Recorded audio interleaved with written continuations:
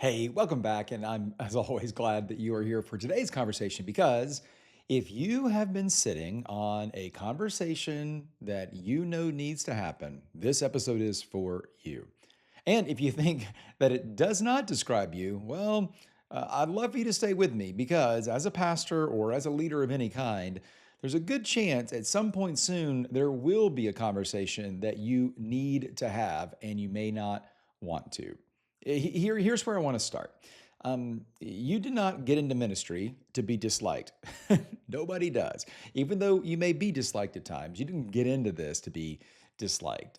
You came because you genuinely care about people, right? You feel called to serve them. And you want to see lives changed. That is real. That's you. That's why you're doing this. And I think that really matters. I think it's okay to say that out loud.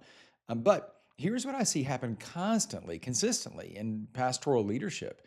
Caring about people kind of quietly starts to sound like keeping them comfortable. We don't do that on purpose, okay? You know me. I've been in ministry for 21 years now. I was a lead pastor for 13 years. Been working with churches around the world for the last 5, I guess, years now. No one ever said to me, "I just want to make people comfortable." But what we do know is that when we make people uncomfortable, it's easy for them to dislike what they're hearing and maybe even dislike us. And subtly, again, never on purpose. I don't think, I've never seen it on purpose, but subtly, we kind of begin to lean into keeping people comfortable because we don't want them to dislike us because they dislike what they're hearing from us.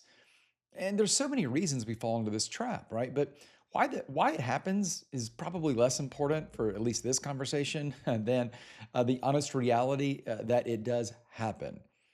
And once that shift starts happening, you're really setting yourself on a trajectory that the mission will eventually pay for. Now, of course, it doesn't happen all at once. As we said, it's kind of a slow, subtle thing. You don't make a decision to avoid a hard conversation just one day out of the blue. You just decide that this particular moment is not the right time. The timing is off. The person is going through something right now. The team just had a big win, and you don't want to break that momentum. And the next moment is not, going to be right either. So before long, the conversation that needed to happen 3 months ago has still not happened.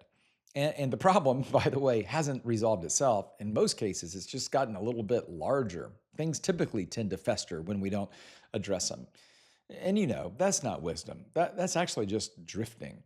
And it's one of the most common and costly patterns I see in church leadership.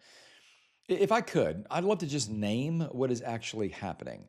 Most pastors have adopted what I like to call an approval metric without realizing it.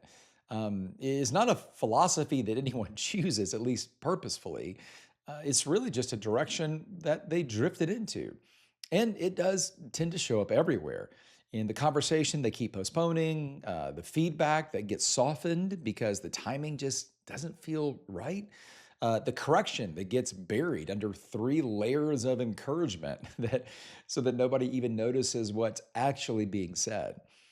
And when that is happening, you're actually not managing communication. You're managing your approval rating. That's the metric. And the mission, by the way, is going to pay for it. Now, here's the part that I'd love for us to sit in just for a minute, though.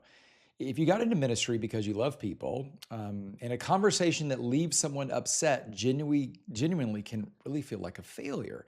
I get that. It does not feel like leadership. It feels like you're doing damage. And that instinct, by the way, is not wrong, but it is incomplete. What has happened is that you have started measuring success by how people felt after the conversation. And that is that's a completely different goal than whether you actually served them. Because one protects you, one serves the mission and them. And those two things kind of pull in opposite directions when a hard truth is required. So here is what nobody, I don't think we say this often enough. The most caring thing that you can do for someone is sometimes the thing they least want to hear. A hard conversation handled with clarity and genuine care is one of the most formational things a leader can offer. right? The person sitting across from you may not feel grateful in the moment. They may leave frustrated, but the conversation that told the truth is almost always more useful than the one that kept the peace. So the problem really here is the metric. And when the metric is wrong, everything downstream of it gets distorted. When approval is the goal, you soften the parts that matter. You add qualifiers where you need more directness. You spend the first half of the conversation building rapport when the situation what it really requires is just getting to the point. And then after that conversation, you measure success by how the other person seemed when they walked out of the room. Did they look okay? Did they seem upset? Were they warm when they left? Those are not the right questions. Here is the right metric. Here's what the right metric actually asks. Did the person receive enough truth to make a different decision? Did clarity happen, even if comfort did not? Is the mission better protected because of what was said? Those questions produce different conversations. And yes, they are harder ones, but more useful ones. Now, I'd love to give you something just, you know me, highly practical because I just see too many leaders stall in this space. They know the conversation needs to happen. They just do not know how to enter it without things going sideways. So the difficulty really becomes, or the default, maybe we would say, becomes avoidance, right? And they call it wisdom, as we said, or timing, or pastoral sensitivity, right? So let me give you three things that actually do work. Here's the first one. Always start with the mission in these conversations, not the problem.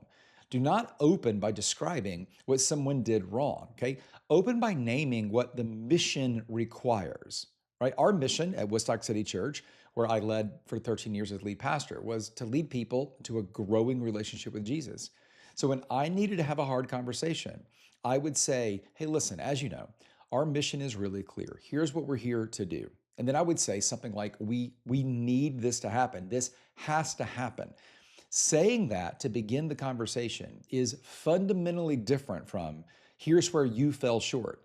You know, it really, beginning with the mission, grounds the conversation in something bigger than the two of you. It signals that this is not personal, right? Even if it might feel a little personal. So, one, always begin by grounding the conversation in the mission, because that's what we're here to accomplish. Second, you have to name the tension directly. Just say it, okay? Just say something like, this is a hard thing to bring up, and I would be doing you a disservice by not saying it, though. Okay, that one line does a lot of work in a conversation. It signals that you care. It signals also, though, you're going to be honest. It tells the person across from you that you are not there to wound them, but you're also not going to be vague about the conversation either. So do not dance around the entry point, right? The longer you kind of circle, the harder the landing. And then third, last thing, and I think this is the one that most leaders miss, right? The first two, they may not be obvious, but you may do those to some extent already, but this one is easier to miss. Say the thing that you need to say and then stop. Okay, say the hard thing and then allow it to land. Do not immediately soften what you just said. Do not explain it away. Don't apologize for it. Okay, the urge to fill the silence after a hard statement is almost always about your comfort, not theirs. So just sit in it and let them process. Okay, their silence doesn't mean that the conversation is a failure. In fact, when you have had hard things said to you, you needed to process it. So give people time to do that. Give them a moment. So while we're on the topic, though, let's just also spend a minute on what happens when you keep postponing this, okay? Because I think a lot of leaders convince themselves that they are being wise when they're actually just protecting their own hearts. You don't create peace by avoiding the conversation. You actually just create a drift. And as we said, the unaddressed issue doesn't disappear because you chose not to name it. It just compounds. It often even grows, festers. So the person stays stuck in a pattern that they may not even be aware of the pattern they're stuck in. And then the team adjusts around the problem and around that person instead of addressing it. And as we said, we start with the mission. The mission quietly absorbs the cost of your silence. And again, it's slowly, it's a drift. And there isn't a single dramatic moment that you can even point to that says this is where things went wrong, but it's when you chose not to say the hard thing.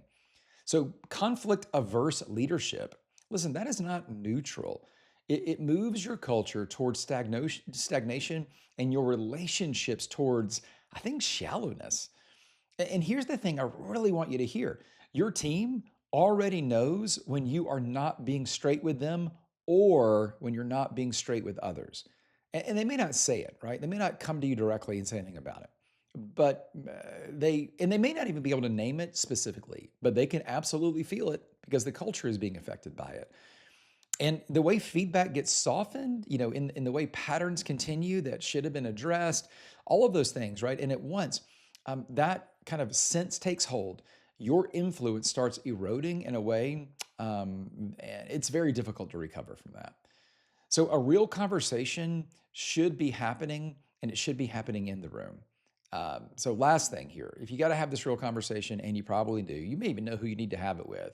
It needs to happen in the room, okay? Not in the parking lot afterwards, not in group text where a lot of people can chime in and nobody feels totally safe, right? If that's kind of the way that you've done it, we really need to get away from that. Schedule the meeting, have it in the room, and it's worth doing it that way. So here's your move for this week, okay? I'd love for you to identify that conversation that you have been postponing. And before you schedule it, though, this is big. I want you to write one thing down. And I don't want you to write how you're going to say it, okay? I want you to write about what you would define a successful outcome being. Like, what does a successful outcome require? So, a couple of questions that may help you think about that. What needs to change?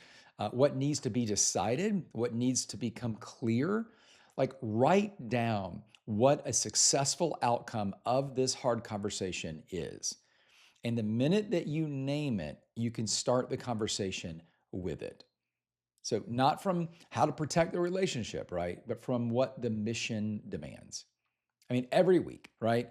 Every week that the hard conversation doesn't happen, the window for repair and restoration and improvement just grows narrower and narrower, right? The pattern gets more entrenched, right? The ruts in the head and the mind of the organization get more deep. The team gets more adjusted to the status quo. And then that real conversation keeps happening, by the way, everywhere else except the room where it should be having. So I know you. You were called to lead. You weren't necessarily called to always be liked. Those two things can coexist at times, but not if you keep choosing comfort every time clarity is what the mission requires. So go have that conversation.